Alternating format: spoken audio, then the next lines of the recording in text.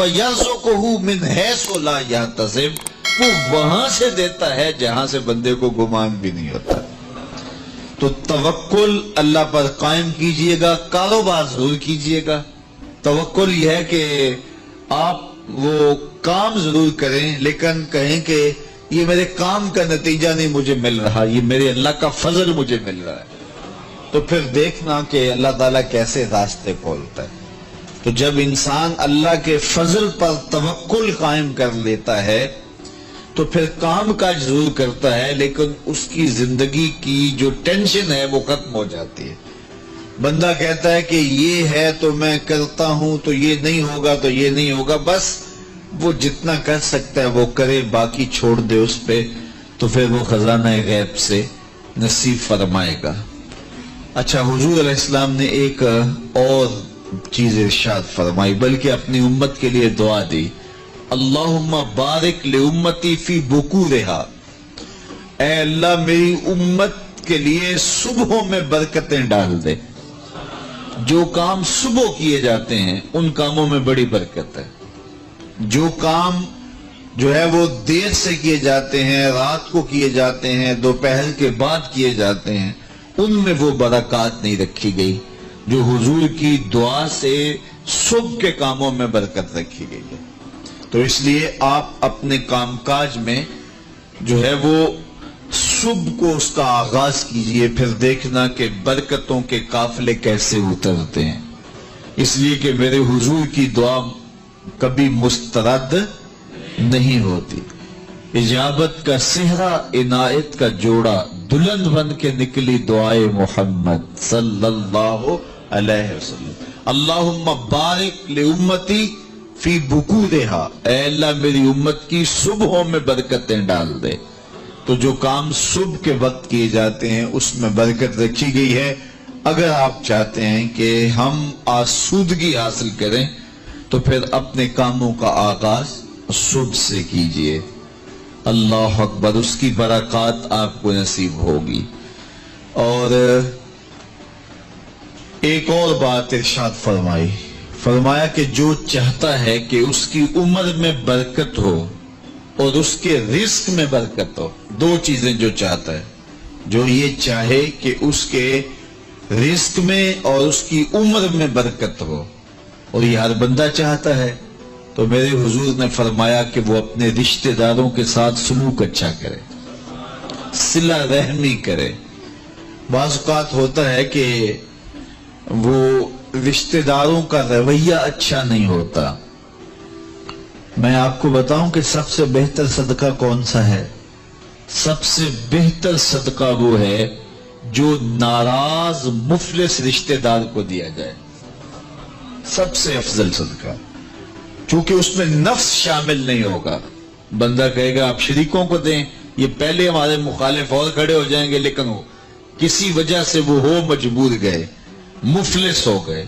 تو جو مفلس مجبور ناراض رشتہ داروں کو صدقہ دیا جائے، اس میں نفس درمیان میں کھڑا نہیں ہوتا، تو وہ صدقہ اللہ کو بڑا محبوب ہے اور وہ سیدھا سیدھا قبول ہوتا ہے۔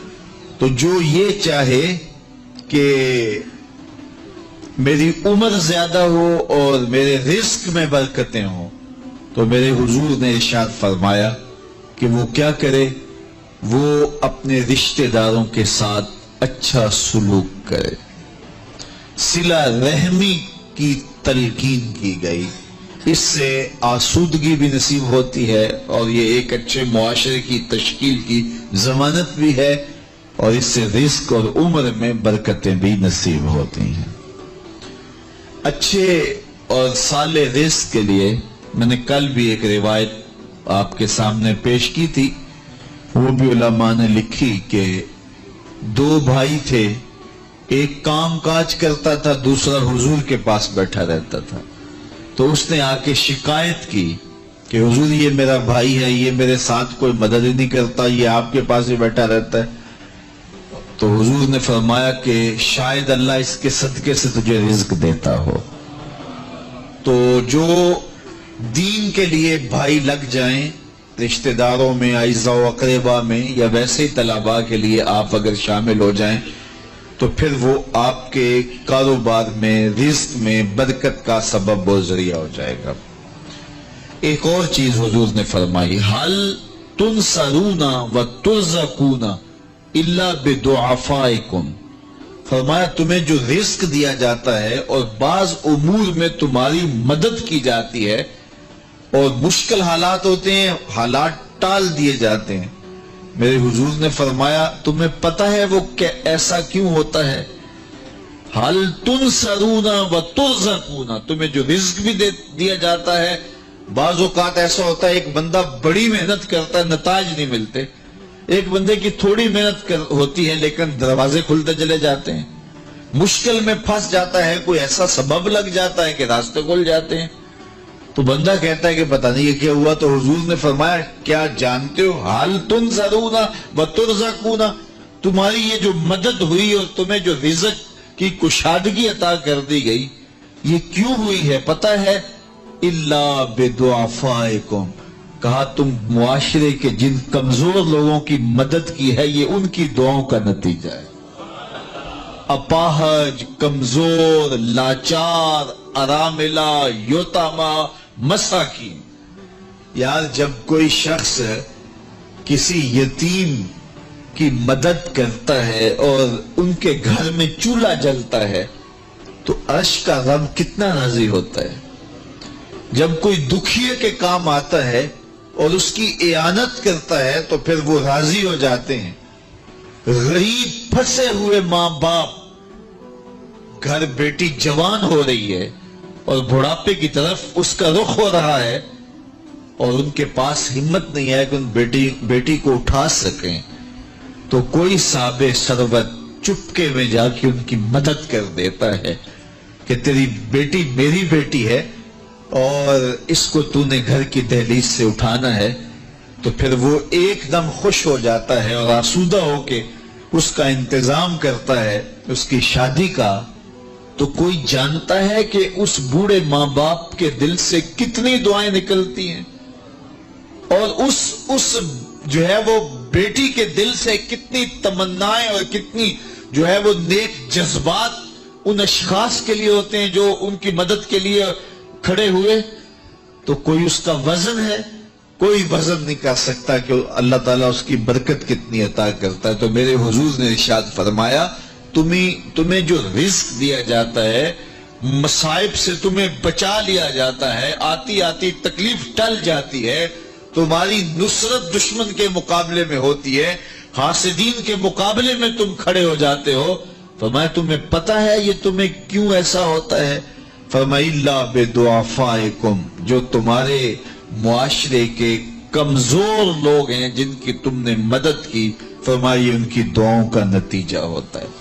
ان کے اٹھے ہوئے ہاتھ اللہ کبھی خالی نہیں موڑتا ہے۔ اس لیے لاچار لوگوں کی، دکھی لوگوں کی، بے بس اور بے آسرا لوگوں کی مدد کے لیے کھڑے ہو جایا کرو۔ وہ کسی نے کہا تھا کہ بڑوں کی بڑی بڑی خدمتوں سے وہ سکون نہیں ملتا جو چھوٹے چھوٹے لوگوں کی چھوٹی چھوٹی خدمتوں سے مل جاتا ہے۔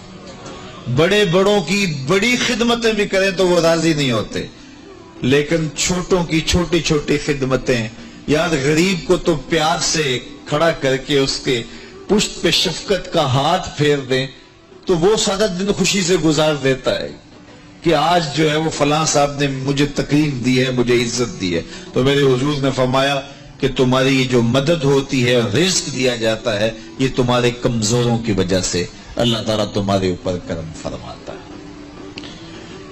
اچھا، ایک اور ذریعہ رزق کے اضافے کا، حضرت عبداللہ ابن مسعود رضی اللہ تعالی عنہ کی مرویات سے۔ یہ حضرت عبداللہ ابن مسعود جلیل القدر صحابی ہیں، ان کے ہاں بیٹیاں ہی بیٹیاں تھیں۔ اچھا، جب ان کا آخری وقت آیا اور یہ بڑے سخت بیمار ہو گئے تو نزع کی سی کیفیت طاری ہو گئی، تو حضرت عثمان غنی رضی اللہ تعالیٰ عنہ ان کا حال پوچھنے آئے۔ تو جب حال پوچھا، بیٹھے، گفتگو ہوئی، واپس چلنے لگے، تو حضرت عثمان غنی نے اشرفیوں کی 2 تھیلیاں نکال کے حضرت عبداللہ ابن مسعود کو پیش کی تو انہوں نے کہا کہ مجھے تو اس کی ضرورت نہیں ہے، میں تو اس دنیا سے جا رہا ہوں، تو یہ مجھے کیوں دے رہے ہیں؟ تو حضرت عثمان نے کہا کہ یہ آپ کی بیٹیوں کے لیے، چونکہ آپ کی بیٹیاں ہی بیٹیاں ہیں تو یہ میں ان کے لیے پیش کر رہا ہوں، آپ کو تو واقعی ضرورت نہیں، دنیا سے جا رہے ہیں تو یہ ان کے لیے ہے۔